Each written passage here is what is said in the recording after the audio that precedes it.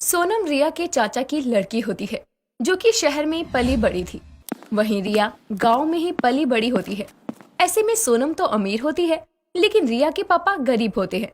ऐसे ही सोनम छुट्टियों के समय में अपनी बहन रिया से मिलने उसके गांव जाती है। सोनम का व्यवहार काफी अच्छा था, लेकिन रिया काफी नकचड़ी थी। अब जैसे ही रिया के घर सोनम का आना होता है, सोनम को देखकर रिया खुश नहीं होती, क्योंकि सोनम सुंदर होने के साथ साथ काफी अच्छे कपड़ों में अपनी कार से उतरती है और रिया को गले से लगा लेती है। लेकिन रिया सोनम को खुद से दूर करते हुए कहती है, अच्छा ठीक है, हो गया, बस भी कर अब। सोनम को रिया का ये व्यवहार बिल्कुल भी पसंद नहीं आता और वो अंदर जाकर रिया की मम्मी रमा को नमस्ते करती है और रिया के कमरे में जाकर जैसे ही रिया के बिस्तर पर बैठती है, रिया सोनम को ताने देते हुए कहती है, देख कर बैठना, कहीं तेरे ये महंगे कपड़े गंदे ना हो जाए। हम गरीबों का क्या है, हम तो नीचे भी बैठ जाते हैं। कहना क्या चाहती है रिया? मुझे ऐसा क्यों लग रहा है कि तू मेरे आने से बिल्कुल भी खुश नहीं है। ये बातें हो ही रही थी कि तभी रिया की माँ रमा सोनम के लिए पानी लेकर आती है। तब भी रिया सोनम को ताने कसते हुए कहती है, माँ, गिलास अच्छे से तो साफ किया है ना? ये बड़े लोग हैं, शीशे के गिलास या महंगे बर्तनों में ही पानी पीते होंगे। तू चुप कर और जा जाकर सबके लिए चाय बना ले। इसकी तो बोलने की ही आदत है सोनम बेटा, तू बुरा मत मानना, ना जाने ये ऐसी क्यों हो गई है। अब देर रात आंगन में रिया मच्छरदानी लगाकर सोने जा रही थी। तभी सोनम आकर रिया से कहती है, रिया, वाकई रात में गांव का नजारा बेहद अलग दिखता है और कितना सुंदर भी लग रहा है। लेकिन ये हम गरीबों के लिए है, आप जैसे अमीरों के लिए तो बिल्कुल भी नहीं। आप कहाँ बड़ी बड़ी बिल्डिंगों में रहने वाले और हम इस मिट्टी के घर में रहने वाले। इतना सुनने के बाद पास बैठे रिया और सोनम की दादी रिया से कहती है, ना जाने इस लड़की को इसकी माँ ने कैसा बना दिया है। जब देखो अमीर गरीब, गरीब अमीर लगा कर रखती है। मुझे तो ये समझ नहीं आता कि इसके अंदर अकड़ किस बात की है। जिस घर में जाएगी उस घर में आग लगा कर रखेगी। रिया गांव की थी, उसी गांव की लड़की होने पर गर्व था, क्योंकि वो शहर की लड़की से खुद को कम नहीं समझती थी। बेशक वो गरीब हो, लेकिन उसे गांव के तौर तरीके, वहां का रहन सहन सब कुछ अच्छे से आता था। सोनम रिया की बातें सुनकर मन में सोचती है, मुझे लगता है रिया थोड़ी सी नाराज है। हम बचपन में साथ रहते थे, लेकिन पापा ने शहर जाकर हम दोनों को अलग कर दिया। मेरी शहर की भाषा और वहाँ के तौर तरीके रिया को अच्छे नहीं लगते होंगे। अब अगले दिन सुबह रिया कॉलेज के लिए तैयार होती है और नॉर्मल कपड़ों में हाथों में 2 किताबें लेकर अपनी माँ से कहती है, माँ, मैं कॉलेज जा रही हूँ, देर शाम घर लौटूंगी, तब तक आप घर का काम कर लेना। अच्छा बाय, अपना ध्यान रखियो, मैं चाची के साथ घर का काम करवा लूंगी। जरूरत नहीं है, माँ को काम अच्छे से आता है और तुम काम कर पाओगी तो 10 बातें ही सुनाओगी कि मुझे तो ये नहीं आता, मुझसे तो ये होगा ही नहीं।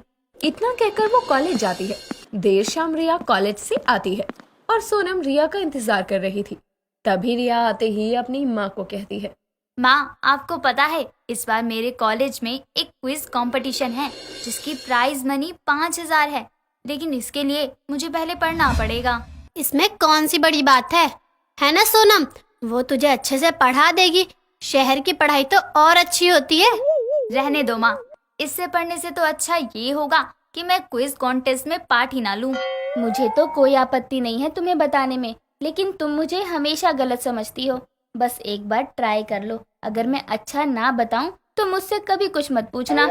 रिया सोनम की बात मान लेती है और सोनम से क्विज के लिए क्वेश्चन के बारे में पूछती है। हालांकि वो दिन भी आ जाता है जब क्विज कंपटीशन होता है और रिजल्ट भी आता है और रिया ही उस कंपटीशन में 5,000 जीत जाती है और खुशी खुशी घर आकर अपनी माँ को गले से लगाकर कहती है, माँ, देखा आपने, आपकी बेटी ने इस क्विज कॉन्टेस्ट में अव्वल नंबर लाए हैं और जीत भी गई मैं इस गेम को। हाँ, तो ये कंपटीशन तूने सोनम के बलबूते ही तो जीता है। अगर वो नहीं होती तो शायद तू पढ़ भी नहीं पाती।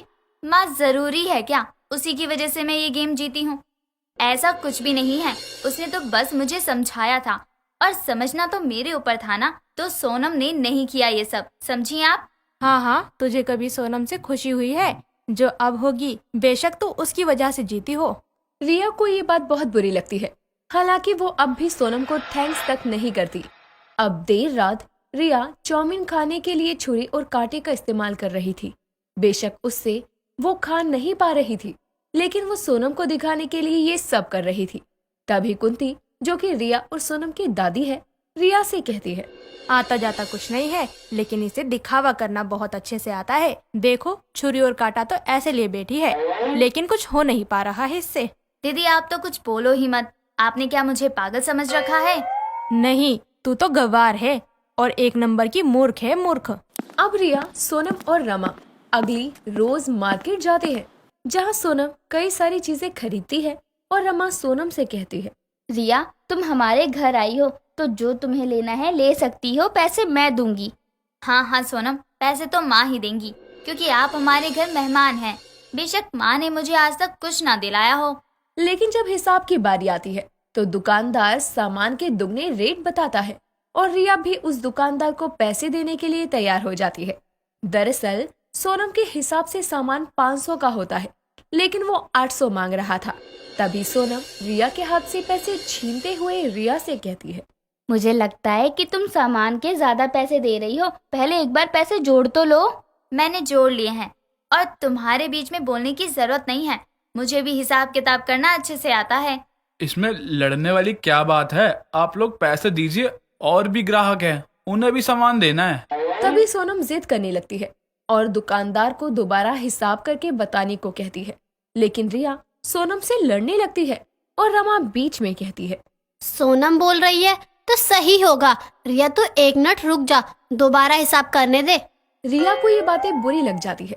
हालांकि दुकानदार जब दोबारा हिसाब करता है तो 300 कम होते हैं और ये देखकर रिया को एहसास होता है कि सोनम सही कह रही थी, लेकिन वो अपनी ओवर स्मार्टनेस की वजह से ज्यादा पैसे दे रही थी, क्योंकि दुकानदार समझ गया था कि रिया ज्यादा ही स्मार्टनेस दिखा रही है। तभी रमा दुकानदार से कहती है, ना जाने मुझे ऐसा क्यों लग रहा है कि आप हमें ठगने की कोशिश कर रहे थे, लेकिन आपने अच्छा नहीं किया। अगर मैं आपको अभी 500 भी दूं ना तो कैसा लगेगा? आपने हमें बेवकूफ समझा है क्या? मैं इसके लिए कंप्लेन कर सकती हूँ। अब रिया को एहसास होता है कि सोनम उसे नीचा नहीं दिखा रही थी, बल्कि वही इसे गलत समझ बैठी थी। ऐसे में रिया सोनम से माफी मांगती है और कहती है, सोनम मुझे माफ कर दो, मैंने तुम्हें गलत समझा, लेकिन तुम बिल्कुल भी वैसी नहीं हो और मैंने तुम्हें पैसे वाली और न जाने क्या क्या बोल दिया। कोई बात नहीं, तुझे बुरा बस इस बात का लगा है कि हम बचपन से साथ हैं, लेकिन पापा की वजह से अलग हो गए, लेकिन हमारा प्यार तो वही है ना। सोनम और रिया की प्यार भरी बातें सुनकर रमा भी सोनम और रिया को गले से लगा लेती है और दोनों के बीच की गलतफहमी दूर होती है।